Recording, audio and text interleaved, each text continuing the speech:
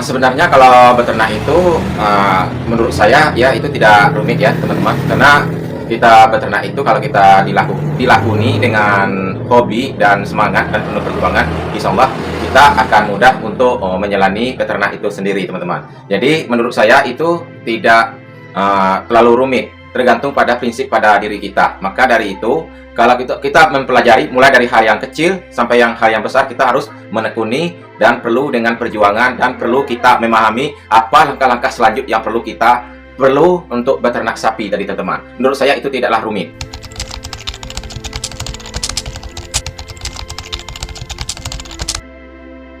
Sebenarnya beternak ini kita ya, kalau kita untuk melihat kondisi kandang-kandang orang atau beternakan orang itu sudah sukses, sudah maju, orang punya modal usaha yang terlalu besar dan gede gitu.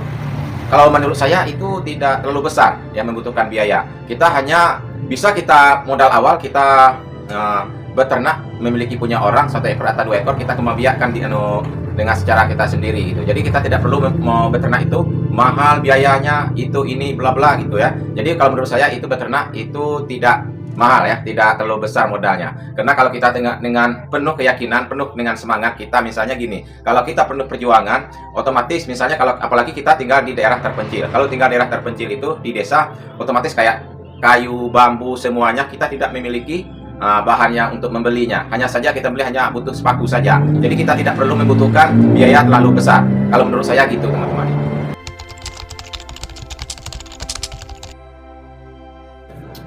Nah, kalau menurut saya, kalau untuk perawatan sapi itu sendiri, mau itu peternak lain sebagainya, sebenarnya kita tidak perlu terlalu banyak neko-neko ya teman-teman. Karena kalau perawatan itu kita mengikuti alurnya saja, kita beternak. Misalnya sapi terdampak cacing atau sapi mengalami demam, kita tinggal saja menghubungi petugas. Jadi kurasa kalau masalah obat yang sudah mudah dipakai itu banyak ya, karena di pasaran banyak, di toko pertanian, di toko obat hewan kalau menurut saya gitu. Jadi tidak terlalu rumit gitu teman-teman ya.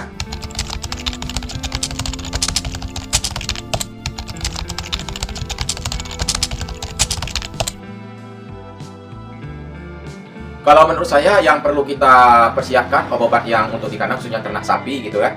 Terutama kita harus yaitu kita harus mempersiapkan kayak obat cacing, suplemen vitamin, dan lain sebagainya. Obat-obat lainnya misalnya salakcir, kayak obat jenis obat luka, obat kutu, itu perlu kita untuk mempersiapkan di kandang kita. Di saat kita butuh itu sudah ada. Biasanya kalau obat-obatnya seperti itu, obat umum ya, obat umum itu biasanya banyak dijual di pasaran, baik itu di sistem online, di pemasaran di toko pertanian, di toko obat hewan. Semua sekarang apapun yang kita tidak bisa lakoni, itu bisa kita lakoni teman-teman. Karena zaman sekarang sudah zaman canggih, kita tinggal pencet di HP gitu, mau beli itu pun harganya sangat murah sekali teman-teman ya. Kalau menurut saya itu ya teman-teman, yang perlu dipersiapkan itu terutama obat cacing sama sekali teman-teman. Karena obat cacing itu sangat berpengaruh sekali terhadap pertumbuhan hewan ternak kita. Misalnya gini, hewan ternak kita sudah melahirkan anaknya, sudah umur 3 bulan, nanti kita sudah bisa mengasih obat cacing tadi teman-teman. Kalau menurut saya itu yang perlu dipersiapkan, itu obat cacing dan obat kutu teman-teman. Untuk obat lain sebagainya itu biarlah petugas kita bagi petugas. Oke teman-teman.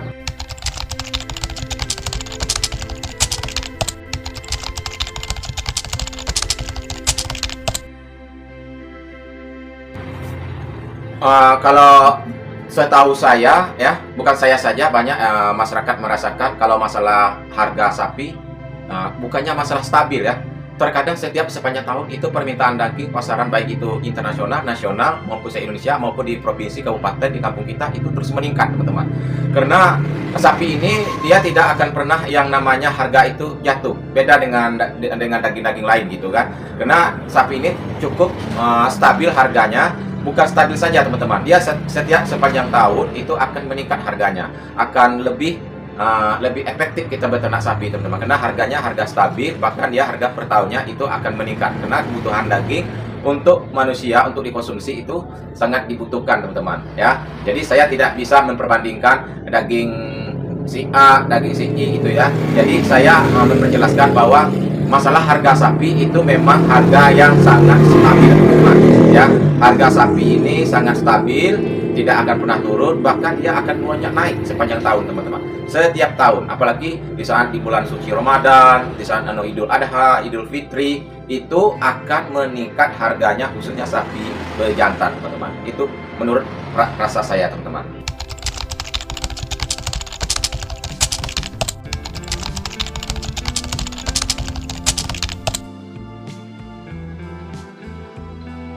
Ya, tergantung di daerah kita. Sebenarnya kalau untuk pemasaran sapi ini sangat gampang sekali, teman-teman ya.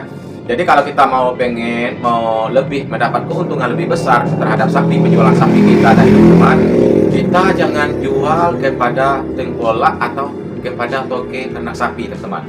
Jadi kita ini harus langsung gitu. Misalnya kepada petani langsung kita jual, kepada pasar langsung kita jualnya, jangan kita melalui tangan orang lain. Kalau di tangan orang lain otomatis harganya akan berbeda sekali, teman-teman. Misalnya gini, harga dari 7 juta kita buka, otomatis kalau orang jual itu dia pasti akan 8 juta. Mending kita buka 8 juta, kita jual dengan orang itu sendiri, maka kita akan menikmati hasil berapa keuntungannya yang kita dapat. Itu kalau menurut saya, teman-teman.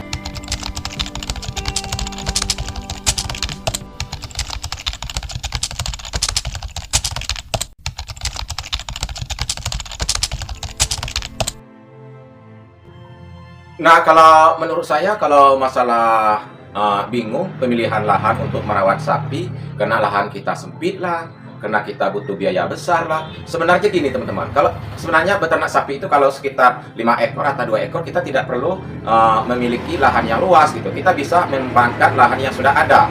Misalnya contoh lahan perkebunan batang pisang, lahan perkebunan pisang, lahan pertani lainnya, kita bisa memanfaatkan itu teman-teman. Jadi kalau kita beternak sapi itu 5 ekor atau 2 ekor, kita bikin seadanya lahannya di belakang rumah kita. Kalau untuk masalah punya lahan yang besar, terlalu besar, tidak begitu juga ya teman-teman. Yang penting kita punya keyakinan, punya keinginan, punya kehobian, punya keahlian, kita menerap, pengen belajar gitu ya. Penting itu, teman-teman. Jadi kita tidak perlu membutuhkan lahan yang luas. Contohnya gini, teman-teman, kita manfaat dari limbah pertanian, contohnya batang pisang. Batang pisang ini kita bisa menjadikan bahan pakan ternak gitu, teman-teman. Nah, bahan pakan ternak ini dari batang pisang kita buat fermentasi, kita proses untuk pencencangan, cuma 2 hari udah siap kita kasih ke hewan ternak kita tadi, teman-teman. Nah, selain dari itu, kayak misalnya pertanian sawah, kita bisa manfaatkan dari jerami padi, ya, dari dedak padi. Banyak, teman-teman, ya kita bisa manfaatkan. Jadi kita tidak perlu membutuhkan lahan luas, ya. Kalau kita membutuhkan lahan luas, memang kita misalnya kita punya budget banyak, oke gitu kan. Kalau kita tidak punya budget banyak, hanya modal sapi saja,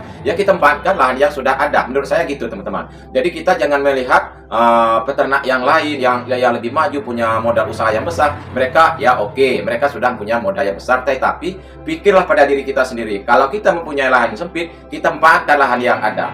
Menurut saya gitu, teman-teman. Jadi kita jangan terlalu takut beternak itu, karena beternak itu adalah sumber dari mata pencarian, itu adalah termasuk kita investasi atau tabungan untuk masa depan yang akan datang, teman-teman. Terutama untuk anak-anak, pikir untuk anak-anak kita, untuk masa depannya nanti, ya teman-teman. Karena sapi ini sungguh lumayan harganya, ya, bisa jutaan, puluhan juta. Oke, teman-teman, hanya batas ini saja. Jika teman-teman ingin bertanya, silahkan komen di bawah ini. Saya ucap ribuan terima kasih. Assalamualaikum warahmatullahi wabarakatuh. Bye bye.